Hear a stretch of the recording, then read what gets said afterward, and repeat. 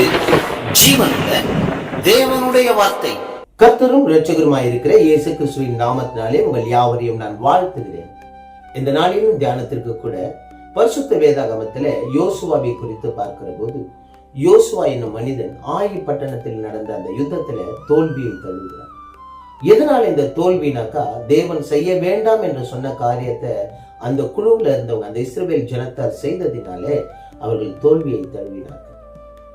இதை பார்த்து மனம் நொந்து போன அந்த யோசுவா விழுந்து கிடக்கிறான்.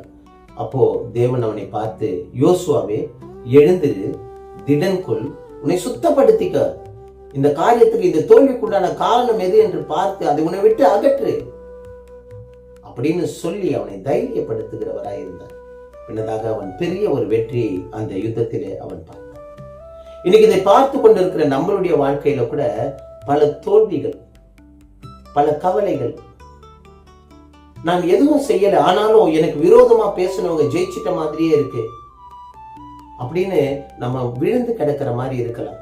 என்ன பண்றதுன்னு தெரியாம விழுந்து கிடக்கலாம். கன்னத்துல கை வச்சுட்டு உக்காந்து இருக்கலாம். ஆண்டவர் சொல்றார், எழுந்திருப்பா, திடன் கொள், உன்னை சுத்தப்படுத்திக் கொள். சில தோல்விகளுக்கு நாமே காரணமா இருப்போம் இல்லைங்களா? அது போலதான் நீ உன்னை சுத்தப்படுத்திக் கொள். உன்னுடைய தவறுகளை, பாவ காரியங்களை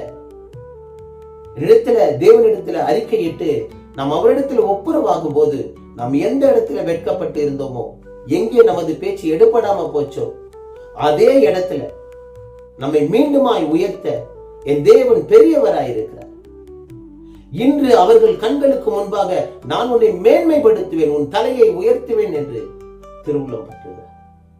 நாம் தேவனிடத்துல நம்மை ஒப்பு கொடுப்போம், தேவனிடத்துல சரண்டர் ஆயிடுவோம். ஆண்டவரே, என்னுடைய தவறுகள், என்னுடைய காரியங்கள் இதுதான் ஆண்டவரே, என்னை மன்னிங்க, என்னுடைய வாழ்க்கையில வெற்றியை கொடுங்க அப்படின்னு நாம் சொல்லும் போது, தேவன் நமது விண்ணப்பத்தின் சத்தத்தை கேட்டு நமக்கு பதில் தருகிற தேவனாயிருக்கிறார்.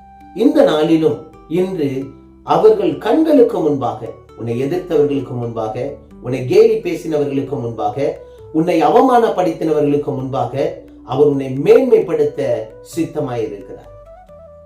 அவர் உன்னை மேன்மைப்படுத்துவேன் என்று சொல்லி இருக்கிறார்.